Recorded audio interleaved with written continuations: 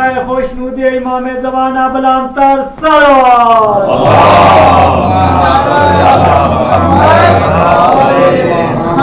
اعوذ باللہ من الشیطان اللعین الرجیم بسم اللہ الرحمن الرحیم الحمد للہ رب العالمین والصلاة والسلام والتحیۃ والاکرام علی سیدنا و نبینا و شفیع ذنوبنا و طبیب نفوسنا رحمت للعالمین ابی القاسم مصطفیٰ محمد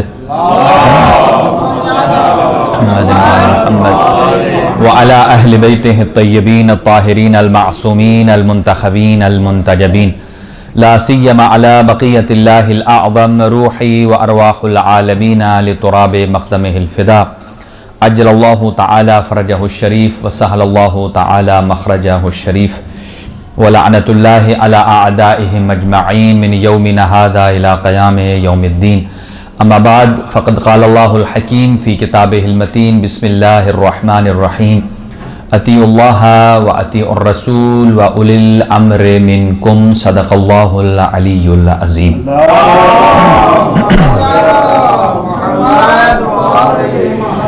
چند دعائیہ کلمات کے ساتھ اپنی گفتگو کو آغاز کریں گے۔ خداوند متعال لم یزل ولا یزال تمام مومنین مومنات کی توفیقات خیر میں اضافہ فرمائے اور جتنے مریض ہیں ان کو شفاء کلی عنایت فرمائے، جتنے اس ادارے کے معاونین ہیں جو اس تنظیم کے یا اس پروگرام کے انعقاد کے حوالے سے جتنے منتظمین ہیں، جتنے ممبران ہیں، اور ان سب کی توفیقات خیر میں اضافہ فرما، اور جناب سید مسعود حسین شاہ صاحب اور سیدہ افتخار زہرا ان کے والدین کے درجات بلند فرمائے اور ان کو جوار معصومین علیہ السلام میں جگہ نصیب فرمائے، اور اگر حال حیات ہیں تو ان کی توفیقات خیر میں اضافہ فرمائے اور ان کے مال و رزق میں بھی برکت نصیب فرمائے اور انہیں عتبات عالیہ کی زیارات نصیب فرمائے، اور جتنے لوگ اس زیارت سے مشرف ہوئے ہیں اللہ ان کی زیارات کو قبول فرمائے، اور جو عازم سفر ہیں ان کے سفر کو بے خطر فرمائے۔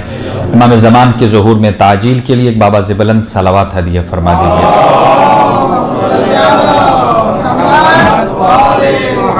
ایک اور مومن نے درخواست دعا کی ہے، خداوند متعال ان کی جملہ مشکلات کو آسان فرمائے، ان کے گھر میں اپنی رحمتیں اور برکتیں نازل فرمائے، اور ان کی جتنی دینی دنیاوی شرعی حاجات ہیں ان تمام حاجات کو پورا فرمائے۔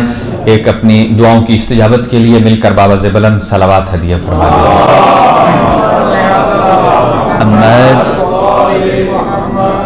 حاضرین گرامی قدر، آج کی گفتگو حضرت امام حسین علیہ السلام کی مناسبت سے آپ کی خدمت میں کچھ معروضات پیش کروں گا، اور ان ایام میں چونکہ امامت اور ولایت کے عنوان سے مسلسل میں معروضات آپ کی خدمت میں گوش گزار کر رہا ہوں کہ امامت کا نظریہ کیا ہے، اور جب ہم کربلا کی بات کرتے ہیں تو کربلا صرف زمین کے ٹکڑے کا نام نہیں ہے، بلکہ کربلا بھی غدیر کے طرح ایک مکمل مکتب کا نام ہے۔ جیسے غدیر ایک سکول آف تھاٹ ہے، ایسے ہی کربلا ایک سکول آف تھاٹ ہے۔ جب ہم کہتے ہیں غدیر کی بات کہ جسے رسول خدا صلی اللہ علیہ وآلہ وسلم نے اللہ کے حکم سے بنایا، من کنت مولا ہو فہذا علی مولا کہا، تو جسے اللہ کے حکم سے رسول خدا نے اپنا جانشین بنایا ہے وہی برحق ہے، وہی ہماری دنیا کا ضامن بھی ہے، وہی ہماری آخرت کا ضامن بھی ہے، اور جو ان کے مقابل میں آ جائے وہ درست نہیں ہے، وہ باطل ہے، وہ حق پر نہیں ہے۔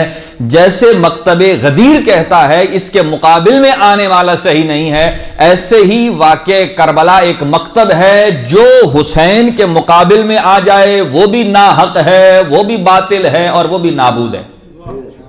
اسی لیے ہم کہتے ہیں کہ حسین آج بھی زندہ باد ہے، کل بھی زندہ باد تھا، اور یزید کل بھی مردہ باد تھا اور آج بھی مردہ باد ہے۔ اب اسی عنوان سے تھوڑی علمی گفتگو ہو جائے، چونکہ بڑے ہی انہماک سے آپ سماعت فرما رہے ہیں۔ اس آیہ مجیدہ کو تلاوت کیا، اطیعوا اللہ و اطیعوا الرسول و اولی الامر منکم۔ اللہ فرماتا ہے کہ اے لوگو آپ اللہ کی اطاعت کرو، اب اللہ کی اطاعت ہم ڈائریکٹ تو کر نہیں سکتے. میں مکتب اہل بیت کا تھوڑا سا عقیدہ بتا دوں ابتدا میں کہ اللہ کی ڈائریکٹ، ظاہر اللہ تک تو ہماری رسائی نہیں ہے، اسی لیے تو اللہ نے 1,24,000 انبیاء بھیجے ہیں کہ جن کے ذریعے سے اللہ کو پہچانو اور اللہ کے حکم کو پہچانو. چونکہ اللہ نے انبیاء پر وحی نازل کی ہے، اور اگر ہر آدمی اس قابل ہوتا، توجہ میری طرف رہے، ہر آدمی اس قابل ہوتا کہ اللہ سے پیغام لے سکتا، اللہ کے پیغام کا امین بن سکتا، تو اللہ کو اتنے انبیاء بھیجنے کی ضرورت نہیں تھی. ہر بندہ اپنے دل میں، اپنی ذات میں خود نبی ہوتا. جبکہ اللہ تعالیٰ کی ذات نے 1,24,000 انبیاء کا انتخاب کیا ہے. یہ سارے کے سارے معصوم ہیں، یہ سارے کے سارے امین ہیں، یہ سارے کے سارے اللہ کی طرف سے ہمیں حکم بتانے والے ہیں. ابھی نوجوانوں کے لیے انبیاء کتنے ہیں؟ 1,24,000. تو رسول کتنے ہیں؟ 313. تو رسولوں کی تعداد کم ہو گئی. تو جیسے دیکھیں، آرمی کی مثال دیتا ہوں، اگرچہ مثال میں مسامحہ ہو سکتا ہے، یعنی شاید فٹ نہ بیٹھے یہاں مثال، لیکن یہ تقریب ذہن کے لیے ہوتی ہے مثال، کہ تھوڑا سا ذہن قریب ہو جاتا ہے. آپ دیکھ لیں کہ ہمارا جتنا کسی بھی فوج میں ادارہ جو بھی ہے، اس میں سپاہیوں کی تعداد زیادہ ہوتی ہے، اس کے اوپر والے افسر جو ہیں وہ تھوڑے زیادہ کم ہوں گے، پھر اس سے اوپر اور کم ہوں گے، اس سے اوپر اور کم ہوں گے، اور آخر میں ایک رہ جاتا ہے جو chief of the army staff ہوتا ہے. ایسے ہی آپ دیکھ لیں کہ اللہ کے بعد مخلوقات میں بھی دیکھ لیجئے کہ ساری کی ساری مخلوقات اللہ کی ہے، لیکن ساری برابر نہیں ہے. یہاں مکتب اہل بیت کا عقیدہ یہ ہے، توجہ میری طرف رہے، مقدمہ، اللہ ہے خالق، اس نے پورے جہان کو خلق کیا، اور ہم ہیں مخلوق جسے اللہ نے پیدا کیا. تو ہم اس قابل نہیں ہیں کہ ہم اللہ تک ڈائریکٹ جا سکیں، چونکہ باکمال نہیں ہیں. تو اللہ نے اپنے اور عام مخلوقات کے درمیان ایک گروہ کو بھیجا ہے، کچھ شخصیات کو بھیجا ہے جو بڑی پاکیزہ ہیں، جو منزہ ہیں، اور وہ 1,24,000 انبیاء ہیں. ان کے بعد 313 رسول ہیں، ان کے بعد 5 اولو العزم ہیں، جن میں سے سب کے سردار حضرت محمد مصطفیٰ صلی اللہ علیہ وآلہ وسلم ہیں، محمد. اور حضور سرور کائنات کے بعد مکتب اہل بیت کا عقیدہ یہ ہے کہ آپ کے جانشین 12 ہیں، اور یہ کوئی 12 کا عدد پہلی دفعہ نہیں ہے. حضرت موسیٰ علیہ السلام کے نقیب بھی 12 تھے، حضرت عیسیٰ علیہ السلام کے بھی 12 تھے، ایسے ہی حضور سرور کائنات کے بھی 12. اس کا مطلب یہ ہے کہ یہ 12 کا کوئی عدد نیا نہیں ہے. اللہ نے پہلے انبیاء کے 12 جانشین بنا کے بتا دیا ہے کہ جب آخری 12 کا اعلان کرے تو کوئی تعجب نہ کرے. حضور نے سب سے پہلے، فرق یہ ہے کہ باقی جو انبیاء تھے ان کے ہمارے پاس نام موجود نہیں ہیں، تاریخ کی کتب میں ہیں، لیکن حضور سرور کائنات نے واضح کر دیا ہے کہ میرے بعد 12 ہیں، اور یہی 12 ہیں، ان میں کوئی 13واں نہیں ہے. اور ان میں سے پہلے علی ہیں، اور آخری مہدی آخر الزمان اجل اللہ تعالی فرجہ الشریف ہے، محمد وآل محمد. اب ذہن میں رہے عقیدہ کیا ہے مکتب اہل بیت کا. ادھر اللہ کی ذات ہے، ادھر عام مخلوقات ہیں، ان کے درمیان ایک مخلوق اول ہے جسے ہم کہتے ہیں اللہ کی پہلی مخلوق اور اللہ کی نورانی مخلوق. کہ اگر کسی نے اللہ سے کوئی فیض لینا ہے تو وہ ڈائریکٹ نہیں آتا ہے، انہی ہستیوں کے واسطے سے ہو کر آتا ہے. امام محمد باقر علیہ السلام ارشاد فرماتے ہیں، صلی اللہ محمد وعلی محمد، آپ ارشاد فرماتے ہیں کہ اگر اللہ کوئی رحمت دینا چاہتا ہے، کوئی برکت دینا چاہتا ہے تو ڈائریکٹ مخلوق پر نہیں دیتا، پہلے اس برکت کو ڈالتا ہے سرکار دو عالم کی ذات پر، ان سے اس کے بعد حضرت امیر المومنین پر، اس کے بعد جناب فاطمہ الزہرا سلام اللہ علیہا، اس کے بعد امام حسن، اس کے بعد امام حسین علیہم السلام، اور یہاں ہر امام تک پہنچا کر جب 12ویں آقا تک زمانہ پہنچتا ہے وہ رحمت اور برکت پہنچتی ہے، اس کے بعد وہ برکت عام آدمیوں کے شامل حال ہوتی ہے۔ یعنی گویا اللہ کا فیض چاہے برکت کی شکل میں ہو، رحمت کی شکل میں ہو، حیات کی شکل میں ہو، وہ سوائے اہل بیت اطہار کے ہم تک نہیں پہنچتا ہے۔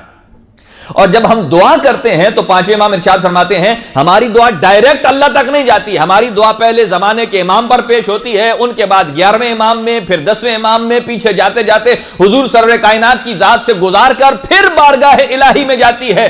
اب توجہ سماعت فرمائیے کہ اگر اللہ پروردگار عالم کے علاوہ مخلوقات کے درمیان اگر ہم ان شخصیات کو معصوم نہ مانیں، پاکیزہ نہ مانیں، یطہرکم تطہیرا نہ مانیں، اللہ کا ولی نہ مانیں، اللہ کا راہبر نہ مانیں، اللہ کا ہادی نہ مانیں، تو پھر سمجھیے کہ ان کے بغیر نہ اللہ کی رحمت اور برکت ہم تک آ سکتی ہے اور نہ ہی ہماری دعائیں بارگاہ الہی تک جا سکتی ہیں۔ یعنی ہمارے سانسوں کی حرکت، یہ جو آپ سانس لے رہے ہیں نا، یہ زمانے کے امام کی بدولت ہے۔ میں جس چیز پر آنا چاہتا ہوں وہ یہ کہ کوئی یہ نہ سمجھے کہ امام حسین علیہ السلام میدان کربلا میں مجبور تھے، نہیں، امام ایک مشن لے کر چل رہے تھے۔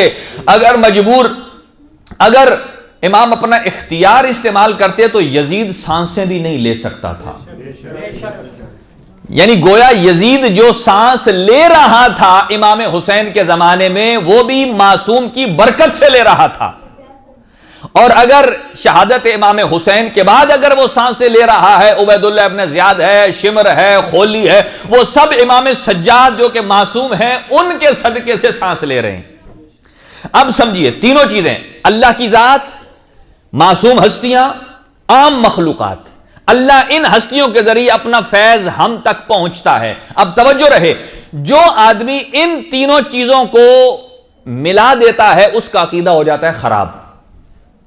کیا کہ انہی معصوم ہستیوں کو جو درمیان میں ہیں ان کو درمیان میں ہی رہنے دینا چاہیے، نہ اللہ کے ساتھ ملانا ہے اور نہ ہی عام مخلوقات کے ساتھ ملانا ہے۔ اس لیے کہ اگر ان ہستیوں کو اللہ کے ساتھ ملا دیا تو یہ غلو پیدا ہو جاتا ہے۔ اس لیے کہ ہمارا عقیدہ ہے کہ اشہد اللہ الہ الا اللہ وحدہ لا شریک لہ، کہ وہ اللہ ایک ہے، واحد ہے، کوئی شریک نہیں ہے، اور البتہ جو اہل بیت اطہار ہیں وہ اس کی ایسی مخلوق ہیں کہ اللہ نے ان مخلوقات کو بنا کر خود ان پر ناز کر کے کہتا ہے انا اعطیناک الکوثر۔ اور ان ہستیوں کو عام بندوں سے بھی نہیں ملانا، جس نے عام بندوں سے ملا دیا ہے اس کا نام ہے عقیدہ وہابیت۔ اسی سے تو لوگ کہتے ہیں کہ رسول ہم جیسے، اہل بیت ہم جیسے، ان سے پوچھو آپ تو ان کے غلاموں جیسے بھی نہیں ہو، آپ تو ان کے نوکروں جیسے بھی نہیں ہو۔ میں کہوں چلو دور کی بات ہے، آپ ذرا اپنے آپ کو تھوڑا سا بہلول بن کے تو دکھاؤ۔ جس جنت کے لیے تم اعمال کر رہے ہو وہ بہلول جنت بیچتا تھا، لیکن کس طریقے سے بیچتا تھا؟ وہ جنت ایسے ہی نہیں بک جاتی، وہ اتنا مطیع اور فرما بردار امام تھا کہ امام نے کہا علیکم بالجنون، کہ تم اپنے اوپر جنون طاری کر لو، دیوانگی طاری کر لو۔ دیوانگی طاری کر لی، یہ نہیں پوچھا مولا کیوں، جہاں کیوں آ جائے سمجھو یہ اطاعت امام سے باغی ہو رہا ہے، اس لیے کہ اس کا امام کے اوپر کوئی عقیدہ نہیں ہے۔ جب ائمہ ہمارے سامنے کوئی بات کرتے ہیں تو ہم انکار، جس نے یہ سوچا کیوں مولا مجھے کوئی ریزن دیں، اس کا مطلب یہ ہے کہ جو ریزن مانگ رہا ہے خود اس کا عقیدہ ٹھیک نہیں ہے۔ ایمان کیا کہتا ہے؟ دیکھیں آج کل آپ اور ہمارا دوسروں سے زیادہ موبائل پر ایمان زیادہ ہے۔ کیوں؟ اس لیے کہ کم از کم جب آپ اسے کھولتے ہیں تو جس کے فنگر پرنٹ ہیں وہ بالکل فنگر پرنٹ ٹھیک دیتا ہے۔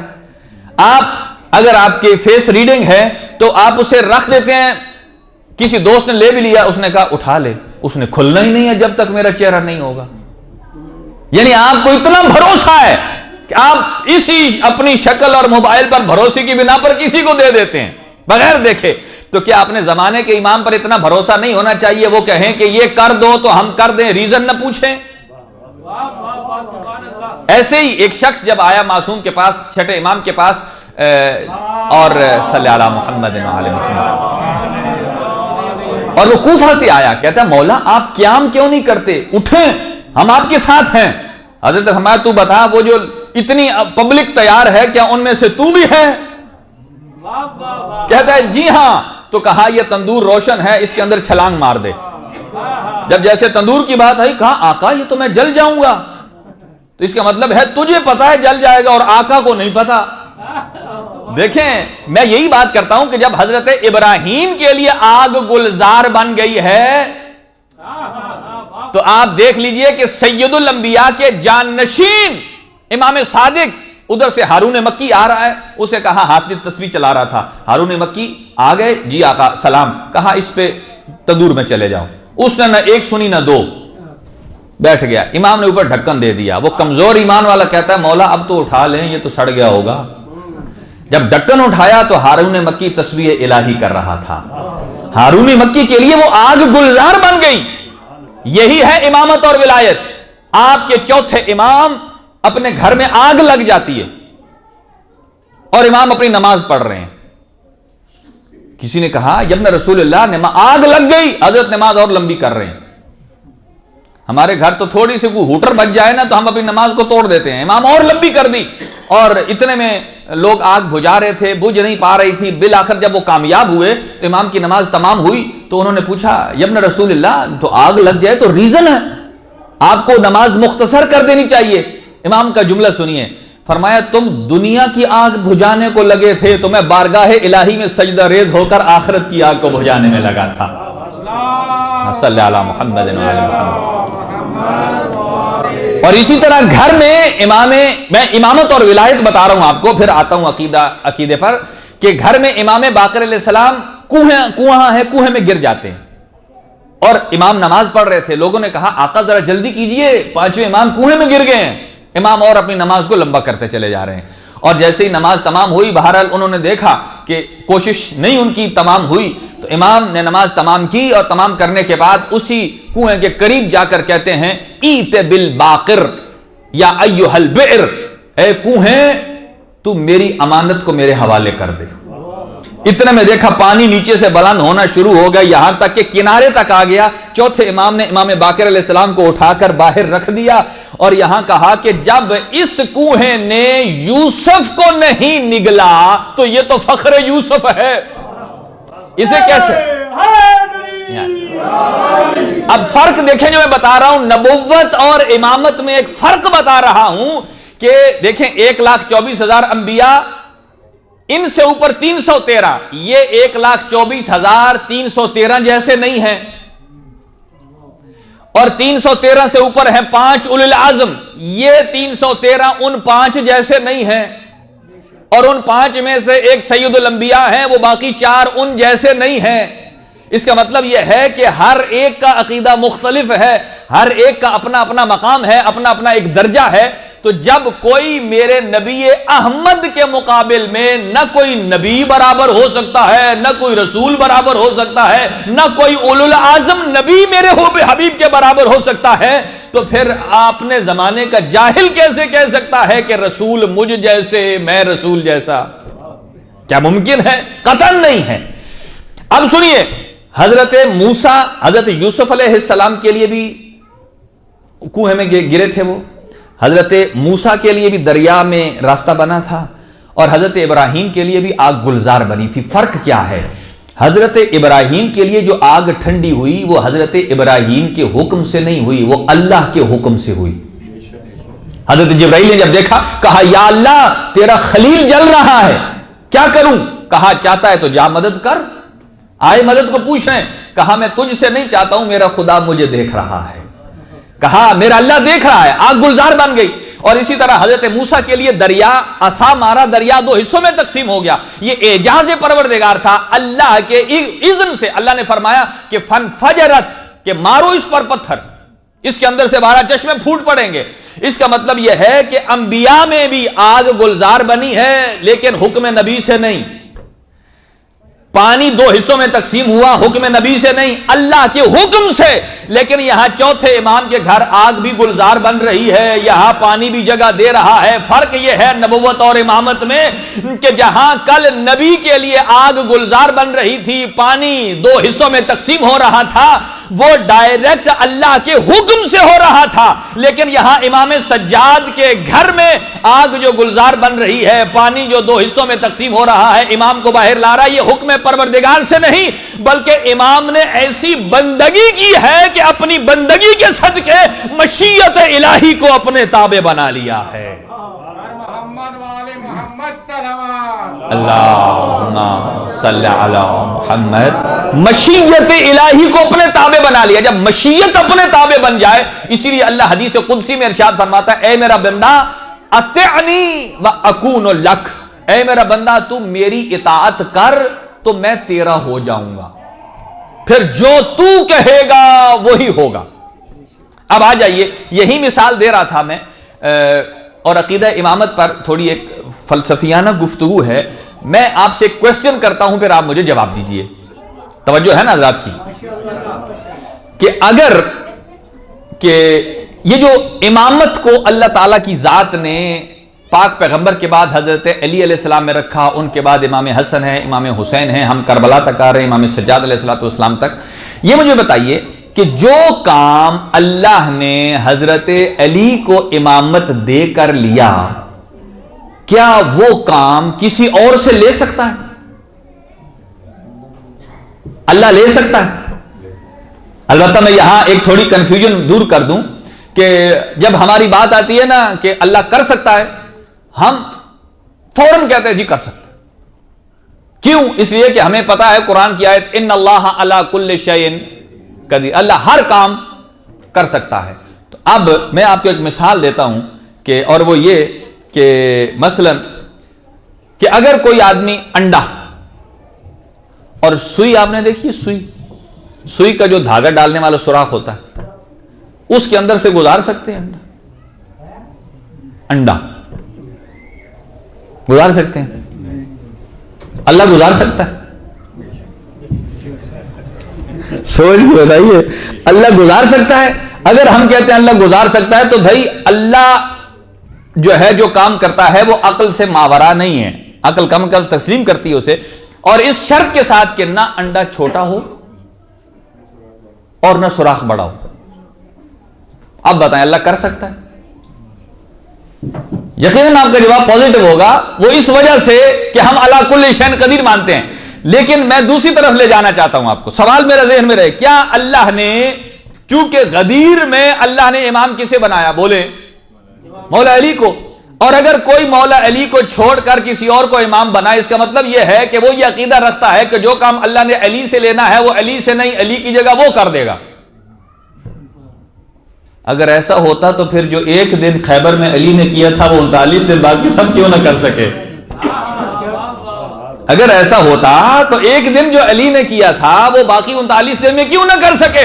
آج جو علم کو دیکھتا ہے اور کہتا ہے کہ یہ علم بدعت ہے، اس کے قریب نہ جانا، اسے دیکھو گے تو تمہارا نکاح ٹوٹ جائے گا، میں کہتا ہوں کہ آج تم کہتے ہو علم کو دیکھ کر تمہارا نکاح ٹوٹے گا، تمہارے آباء و اجداد تو اسی علم کے لیے آگے بڑھ بڑھ کے آتے تھے. جب رسول خدا نے فرمایا کہ کل میں علم ایسے کو دوں گا جو مرد ہوگا، قرار ہوگا، غیر فرار ہوگا، اللہ اور اس کا رسول اس سے محبت کرتا ہوگا، وہ اللہ اور اس کے رسول سے محبت کرتا ہوگا، یفتح اللہ علی یدیہ، اللہ اس کے دونوں ہاتھوں پر فتح دے گا، ایک پر در خیبر ہوگا اور ایک پر مذہب کا سر ہوگا. اس وقت جو آگے بڑھ رہے تھے علم کے لیے، پھر یا وہ سچے ہیں یا تم سچے ہو، یا پھر تم جھوٹے ہو یا وہ جھوٹے ہیں. دیکھیں نا، آپ کو تو علم دیکھنے سے نکاح ٹوٹ جاتا ہے، وہ تو خواہش مند تھے کہ ہم پکڑے. ٹھیک ہے، تو سوال وہی ہے کہ امامت اگر اللہ علی کو دیتا، علی کو دے کر جو اللہ نے کام دی یقیناً دی ہے، وہ کسی اور سے لے سکتا ہے؟ جیسا کہ آپ اپنی ریپلیسمنٹ کرتے ہیں، ایک آدمی چھٹی پر گیا ہے تو اس کے بدلے دوسرا ورکر آ جاتا ہے، اس کی ریپلیسمنٹ لے لیتا ہے. کیا ایسا ہے؟ مثال دیکھیں، یہ آج میں اس لیے مثال دے رہا ہوں اپنے نوجوانوں کے لیے، ینگسٹر کے لیے. لوگ غلط عقیدہ پھیلا رہے ہیں اور ہمارے بچوں کو خراب کر رہے ہیں کہ نہیں جی نہیں آپ کا تو نظام امامت ایسا ہے. انہیں پتہ نہیں ہے کہ جناب سیدہ فاطمہ الزہرا سلام اللہ علیہا نے جناب سیدہ سلام اللہ علیہا نے بھرے دربار میں علی کے مقابل میں جنہوں نے اپنے آپ کو لیڈر بنایا ان کو خود بتا دیا کہ امامت تمہارے پاس نہیں ہے, امامت ہمارے پاس ہے, اور یہ بتا دیا کہ اللہ پروردگار عالم نے اس ہماری امامت کو اس لیے قرار دیا ہے کہ تاکہ امت میں ایک نظام پیدا ہو. اس کا مطلب یہ ہے کہ جس امت میں امامت نہیں ہے وہ بے مہار ہے, بے نظام ہے, اور جس امت میں امامت موجود ہے وہی ایک نظام ہے اور وہی ایک امت ہے. اور پھر جناب سیدہ فرماتی ہیں وَجَعَلَ اللَّهُ وِلَایَتَنَا نِظَامًا لِلْأُمَّةِ کہ امت کا نظام بنایا ہماری امامت کو. اور پھر دوسرا جملہ فرماتی ہیں کہ اللہ نے ہماری ولایت کو اس لیے واجب قرار دیا ہے کہ تاکہ لوگ اماناً من الفرقہ تفرقے سے بچ جائیں, تفرقے سے بچ جائیں. اگر لوگ سارے امام علی کی امامت کو مان لیتے, یہ تو وہ جملہ ہے کہ جب حضور معراج پر گئے نا تو اللہ پروردگار عالم کے پاس, یہ وہ جملہ ہے کہ جو ڈائریکٹ حدیث قدسی کا جملہ ہے جو اللہ نے اپنے حبیب کو فرمایا. کیا جملہ ہے؟ لَوِجْتَمَعَ النَّاسُ كُلُّهُمْ عَلَىٰ حب علی ابن ابی طالب لما خلقت النار کہ اگر ساری مخلوق علی کی امامت پر جمع ہو جاتی تو میں کبھی آگ کو خلق ہی نہ کرتا. اگر ساری دنیا جمع ہو جاتی تو آگ خلق ہی نہ کرتا. اس کا مطلب یہ ہے کہ آگ پیدا ہوئی یا نہیں ہوئی ہے نا؟ جب ہے اس کا مطلب یہ ہے کہ پھر ساری امت علی کی امامت پر جمع. وہ کہتے ہیں کہ نہیں ہم چوتھا مانتے ہی نہیں, امامت نہیں مانتے, خلافت. حالانکہ قرآن میں دونوں لفظ استعمال کیے ہیں, امام کا بھی اور خلیفے کا بھی لفظ استعمال کیا ہے. اچھا یہاں مجھے بتائیے کہ انڈا سوئی کے سوراخ سے نہیں گزر سکتا, انڈا بھی چھوٹا نہ ہو, سوئی کا سوراخ بھی بڑا نہ ہو. اب اس میں خرابی کدھر ہے؟ یہاں میں عرض کر رہا ہوں اپنے نوجوانوں کو عقیدہ امامت سمجھنا ہے تو ایسے سمجھیں. یزید شہادت امام حسین کے بعد مدینہ سے جہاں اس نے دیکھا زیادہ اثر و رسوخ ہو رہا ہے وہاں سے بڑی بڑی شخصیات کو لے جا کے شام کا وزٹ کراتا تھا اور اچھا کھانا دینا, جیسے کہ آج کل 5 سٹار ہوٹل ہے بہترین. اور جب وہ واپس آتے ان کو 50,000 سے 1,00,000 درہم تک انعام دیتا. کس لیے؟ خریدنے کے لیے کہ تاکہ یہ امام حسین کے حق میں اور میرے خلاف بولے نہیں. لیکن اس کے باوجود حق چھپ نہیں سکتا لاکھ پردوں میں. اسی لیے شاعر کے جملے ہیں کہ دین خالق کو مر کے دیا سہارا کس نے. ابھی پڑھ رہے تھے علی بھائی, دین خالق کو مر کے دیا سہارا کس نے, دے کے سر کیا ظلمت کا کنارہ کس نے. دے کے سر کیا ظلمت کا کنارہ کس نے. موت تو مارتی ہے, موت کو مارا کس نے. موت تو مارتی ہے, موت کو مارا کس نے. موت رہ گئی فنا تک, یہ بقا تک پہنچا. موت کو مار کے شبیر خدا تک پہنچا. موت کو مار کے شبیر خدا تک پہنچا. یعنی کیا مطلب ہے؟ مطلب یہ ہے کہ سید الشہداء نے اس منزل ربوبیت تک پہنچنے کو تقرب الی اللہ کے لیے اپنی جان کا نذرانہ پیش کیا ہے. امامت 61 ہجری میں فرزند پیغمبر کے پاس تھی. اچھا انڈا چھوٹا بھی نہ ہو, مکھی اس کا سوراخ بڑا نہیں ہو. اس کے 2 سائیڈ ہیں. ہم ایک سائیڈ سوچ کر کہتے ہیں ان اللہ علی کل شیء قدیر, اللہ کر سکتا ہے. لیکن یہاں فلسفے میں 2 لفظ ہیں, توجہ سے سماعت فرمائیے. ایک ہوتا ہے قابلیت. روٹین کی مجلس مجھے پڑھنے کی بڑی اچھے طریقے سے عادت بھی ہے اور میں پڑھ بھی سکتا ہوں, لیکن میں چاہتا ہوں کہ نوجوانوں کو ایک علمی مواد دے کے جائیں تاکہ جو عقیدہ امامت ہے مضبوط ہو جائے. کہ صرف من کنتو مولا پر نعرہ نہیں لگانا, وہ بیک گراؤنڈ پر سین دیکھنا ہے کہ جس کی وجہ سے ہم من کنتو مولا کا نعرہ لگا کر اپنے دل میں ٹھنڈک محسوس کرتے ہیں. ٹھنڈک محسوس کرتے ہیں. سنیے کہ 2 چیزیں ہیں. ایک ہے قابلیت, آہستہ آہستہ پڑھ رہا ہوں, قابلیت, اور دوسرا ورڈ ہے فاعلیت. فاعل یعنی کام کرنے والا, اور قابل جس کے اندر یہ صلاحیت موجود ہے, جس کے اندر یہ کیپیبلٹی موجود ہے. جیسا کہ آج کل جہاں آپ سروس ڈھونڈنے جاتے ہیں, جاب سیکرز وغیرہ, وہ انٹرویو کیوں لیتے ہیں؟ ایک پوسٹ آتی ہے, وہ انٹرویو اس لیے لیتے ہیں, چیک کرتے ہیں اس کی اسناد, سند, ڈگری, سب کچھ, اس لیے کہ آیا یہ اس شعبے کے مطابق یہ آیا اس لائق ہے, لیاقت بھی رکھتا ہے یا نہیں رکھتا. اب سمجھیے, اب انڈے کو سوئی سے گزارنا اللہ کر سکتا ہے؟ کر سکتا ہے. وہ فاعلیت ہے کہ اللہ کے کرنے میں کوئی چیز رکاوٹ نہیں ہے. تو پھر ہوتا کیوں نہیں ہے؟ خرابی اللہ کی ذات میں نہیں ہے, خرابی اس شے میں ہے کہ جس کے اندر یہ صلاحیت ہی نہیں ہے جو سوئی کا نقہ ہے جو اپنے اندر سے انڈے کو گزار سکے. اب سمجھے, میں عقیدہ امامت پر آ رہا ہوں کہ اللہ میں کمی نہیں ہے, چونکہ آپ نے دونوں طرف کو دیکھنا ہے. اللہ کی فاعلیت اپنے مقام پر موجود ہے, وہ علی کل شیء قدیر ہے, لیکن اس شے میں بھی تو صلاحیت ہونی چاہیے نا. آپ پرائمری کے بچے کو, اپنا جو چھوٹا بچہ ہے جو ابھی آپ کی گود میں ہے, اس کو جا کر ماسٹر کی کلاس میں کل درس میں بیٹھا دیں, پروفیسر کہے گا اچھا اس کے پڑھانے کا انداز وہ نہیں ہوگا جو پہلے بڑے لوگوں کو ہوتا تھا. وہ کہے گا یار بیٹھا تو تم نے دیا ہے, مجھ میں تو قابلیت ہے لیکن اس میں لینے کی صلاحیت, اب آہستہ آہستہ سمجھ رہے ہیں, لینے کی صلاحیت دونوں. اللہ میں قابلیت ہے, اس شے میں صلاحیت نہیں ہے. اب سمجھیے, اللہ نے سب کو نبی کیوں نہیں بنایا؟ اس لیے کہ اللہ میں صلاحیت ہے سب کو نبی بنانے کی, یہ ہر گھر گھر میں وہی ہو جائے, لیکن لوگوں میں قابلیت نہیں ہے. جتنوں میں قابلیت تھی وہ صرف 1,24,000 پیغمبر ہی تھے, اور انبیاء میں سے اللہ نے 313 کو رسول بنایا ہے, وہ منشائے پروردگار ہے. ایسے ہی باقی اب دیکھ لیں, رسول خدا کے بعد ائمہ صرف 12 ہیں, اور ہم جو کہتے ہیں خلیفتہ بلا فاصل, کیوں کہتے ہیں کہ نبی اور علی کے درمیان کوئی فاصلہ. آپ کے کانوں میں یہ جملہ گزرا ہوگا, کسی شخص نے کہا تھا کہ جب یہ کہتے ہیں خلیفتہ بلا فاصل تو یہ ہمیں گالی دیتے ہیں. کیوں؟ ہم نے تو کچھ نہیں کہا, ہم کسی کو کچھ نہیں کہا. ہمارا عقیدہ ہے کہ نبی اور علی کے درمیان کوئی فاصلہ نہیں ہے. کیوں نہیں ہے؟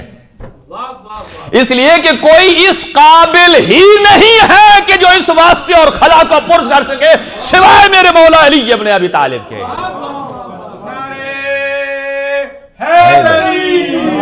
اب میرے پاس وقت نہیں ہے کہ میں وہ ایک ایک کر کے آپ کو وہ قصے سناؤں کہ جس میں کسی نے چاہا کہ میں یہ کر سکوں لیکن صلاحیت نہیں تھی, نہیں تھی صلاحیت. اب دیکھیں, حضور مسجد میں تشریف فرما ہے, ایک جملہ سنیے کہ حضور مسجد میں تشریف فرما ہے, مولا علی بھی ہیں, امام حسن بھی ہیں, امام حسین بھی ہیں. کہیں سے کوئی شخص آتا ہے, کہتا ہے یا رسول اللہ میں آپ پر ایمان نہیں لاتا, ایک صورت میں لاؤں گا کہ جب آپ مجھے کوئی معجزہ کر کے دکھائیں. حضور نے ایک کنکر کو اٹھایا, اپنے ہاتھ پہ رکھا, اس کنکر نے کلمہ پڑھنا شروع کر دیا, لا الہ الا اللہ محمد رسول اللہ علی ولی اللہ. میں تو یہ کہتا ہوں کہ اس نے پورا پڑھا ہوگا, اس لیے کہ نہ آپ نے سنا ہے نہ میں نے سنا ہے, لیکن ہمیں جن سے ہم نے سنا ہے ائمہ معصومین سے, وہ ایسی ہستیاں ہیں کہ ان سے جھوٹ تو ہوتا ہے رجس, اور رجس کبھی اہل بیت کے قریب جاتا نہیں ہے.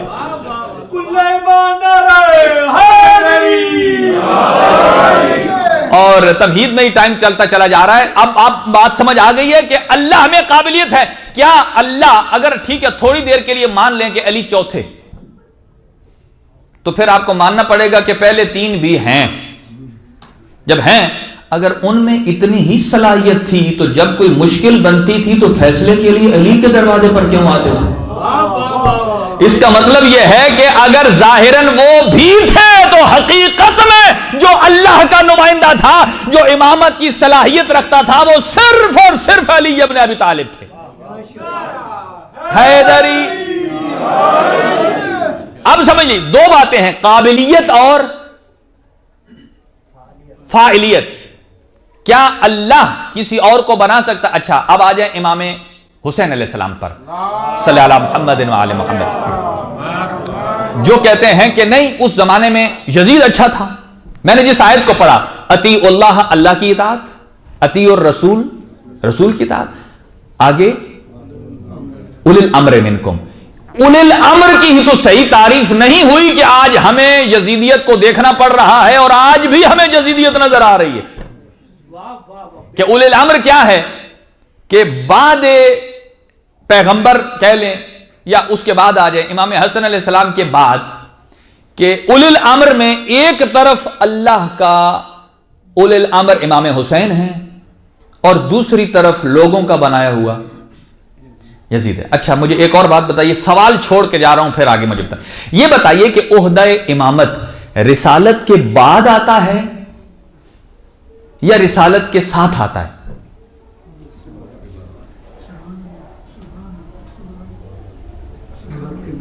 अगर आप कहते हैं बाद, तो वो भी सही है, क्योंकि हमारे 12 इमाम हैं और हैं रसूल के बाद सारे। लेकिन ये याद रखिए, अकीदा इमामत नबुवत के बाद नहीं स्टार्ट होता, इमामत नबुवत के साथ है, साथ साथ है। अब आप उसकी मुझसे दलील पूछेंगे तो मैं बताऊंगा तो सही, लेकिन टाइम चला जाएगा। दलील एक सुन लीजिए, फिर कभी इसको थोड़ा सा खोलेंगे।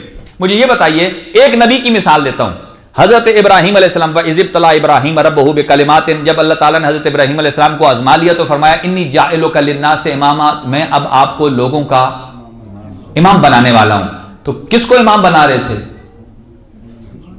हजरत इब्राहिम को। तो अल्लामा फखरुद्दीन राजी जो अहले सुन्नत के राइटर हैं, वो फरमाते हैं कि अल्लाह ने सबसे पहले हजरत इब्राहिम को इमाम नहीं बनाया, फिर बाद में नबी बनाया हो, फिर रसूल। कहा नहीं, पहले नबी बनाया, पहले नबी थे, फिर रसूल थे, फिर इमाम बनाया। समझ आ रही? पहले नबी थे, रसूल थे, फिर इमाम बनाया। अब यहां एक छोटी सी मिसाल और फिर जल्दी से मसाइल पढ़ता हूं। कि आप मुझे ये बताइए कि आप जब किसी जगह जॉब करते हैं तो आपकी तरक्की कैसे होती है? नीचे से ऊपर या ऊपर से नीचे? नीचे से ऊपर जाने को कहते हैं इर्तिफा, ऊपर जाना, और ऊपर से नीचे आने को कहते हैं तनज़्ज़ुल, यानी स्टेप डाउन करना। तो स्टेप डाउन करना बंदे की फजीलत नहीं होती, ऐब होता है, और स्टेप अप होना बंदे की फजीलत है।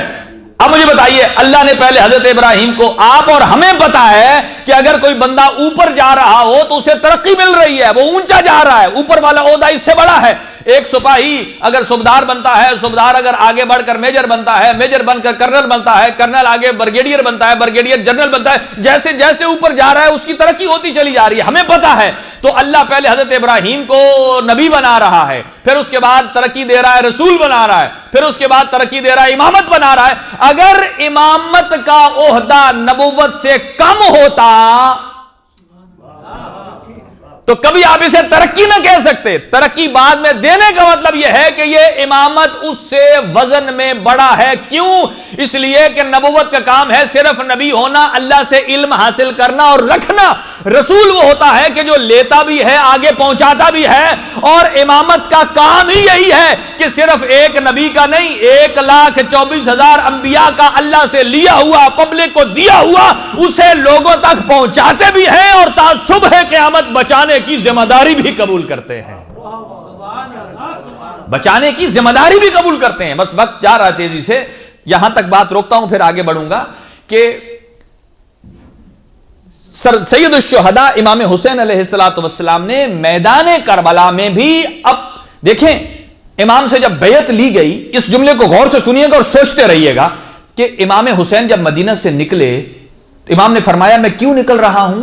अमर बिल मारूफ के लिए, नहीं अनिल मुनकर के लिए। एक और जुमला इमाम ने इरशाद फरमाया, असीर बसीरत जद्दी व अबी अली इब्न अबी तालिब, कि मैं अपने नाना और अपने बाबा की सीरत को आम करने जा रहा हूं। ये क्यों फरमाया? याद रखिए कि जब तीसरी खिलाफत में हजरत अली अलैहिस्सलाम को पेशकश हुई, जब शूरा बनी, तो कहा कि अली आप इमामत लीजिए। तो कहा शर्त उन्होंने रख दी कि आप अल्लाह की इताअत करेंगे, रसूल की इताअत, किताब और सुन्नत, और उसके साथ साथ सुन्नत शेखैन पर चलेंगे। अली ने फरमाया ये कभी हो सकता है कि अफजल मफजूल के पीछे चले?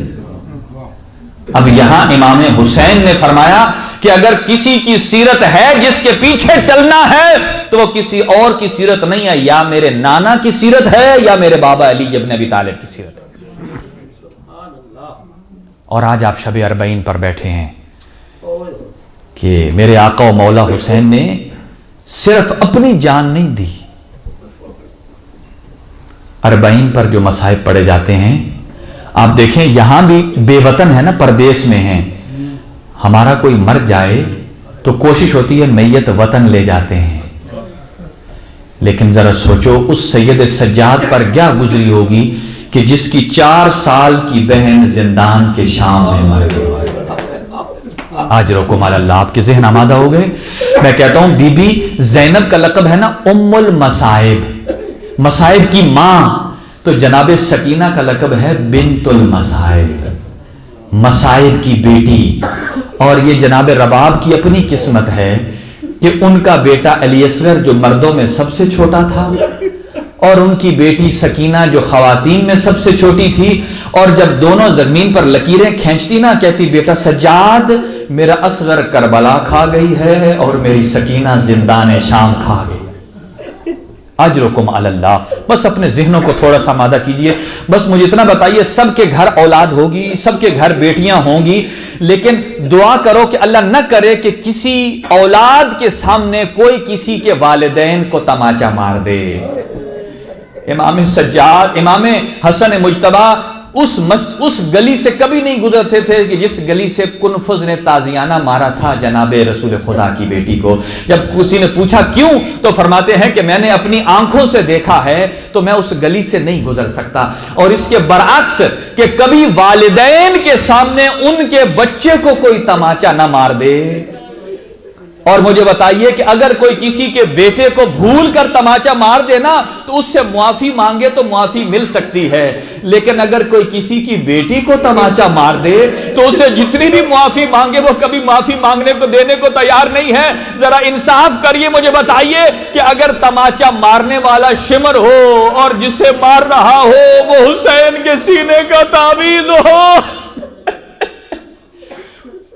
اجرکم علی اللہ۔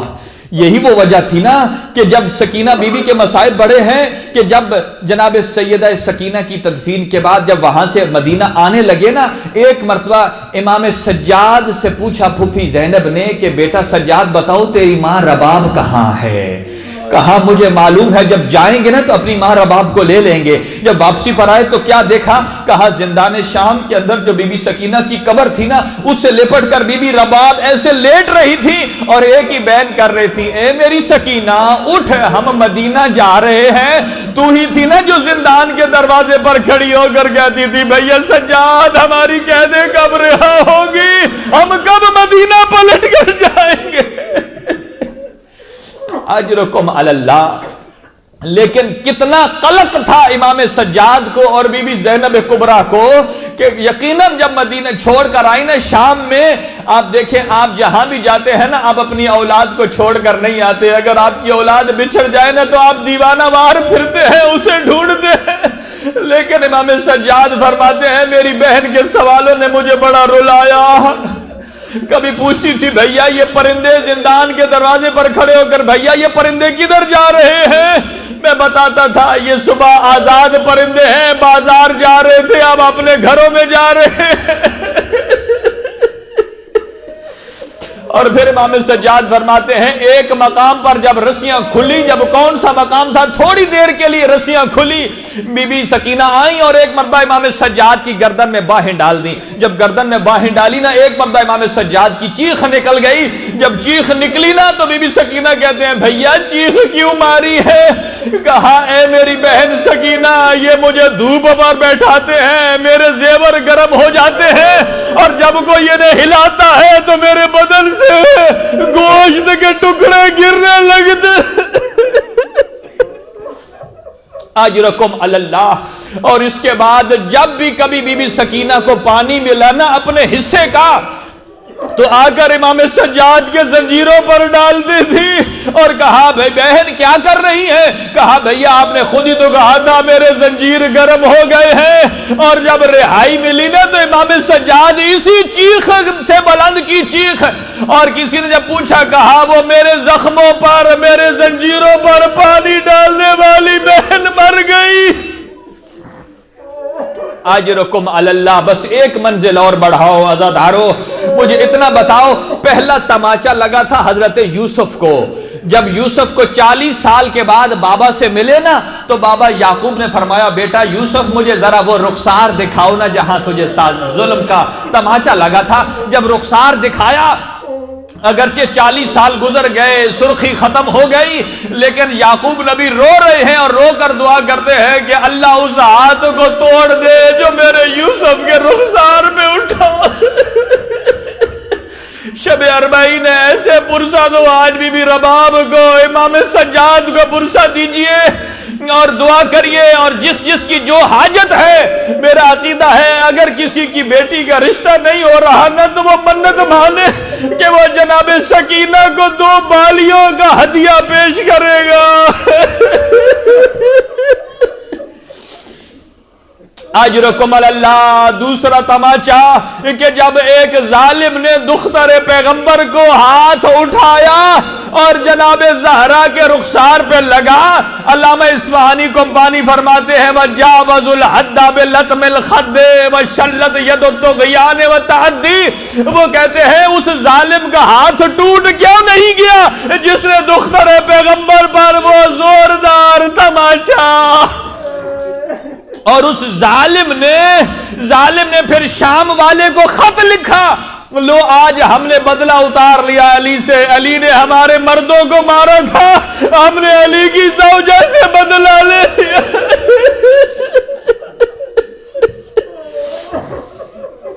اجرکم علی اللہ، بس جو چھوٹی چھوٹی اولاد والوں نے نیاز حسین، ذرا توجہ میری طرف کریں، ایک لمحے کے لیے مجھے معلوم ہے کہ آپ گریہ کر رہے ہیں، لیکن اتنا مجھے بتائیے کہ آپ کے گریہ کرنے سے آپ کو کوئی روک تو نہیں رہا نا؟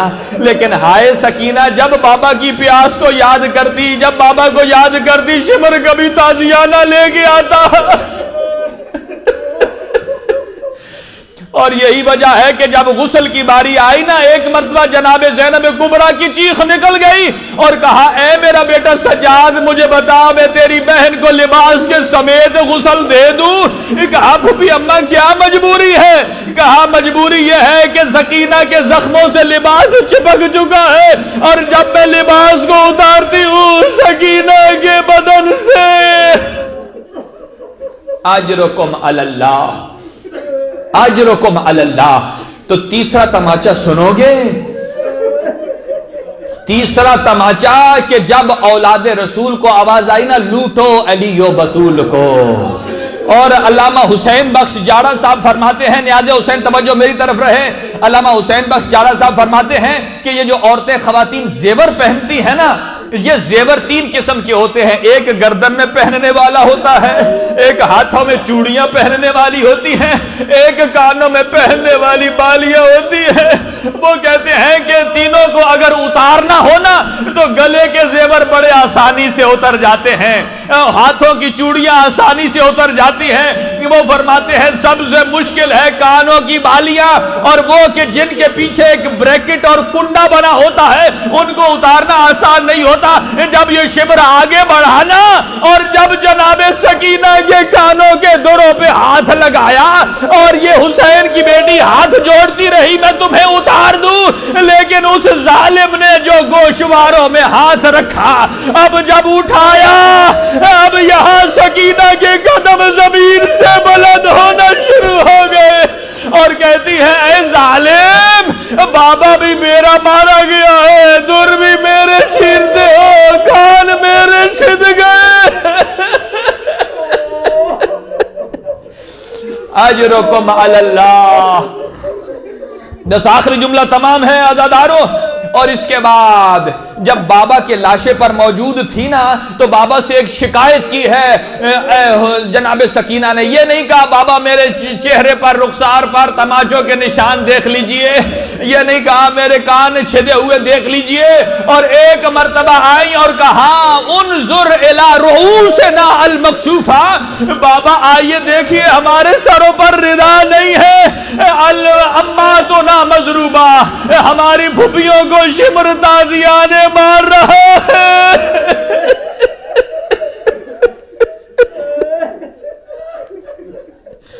ماتم حسین.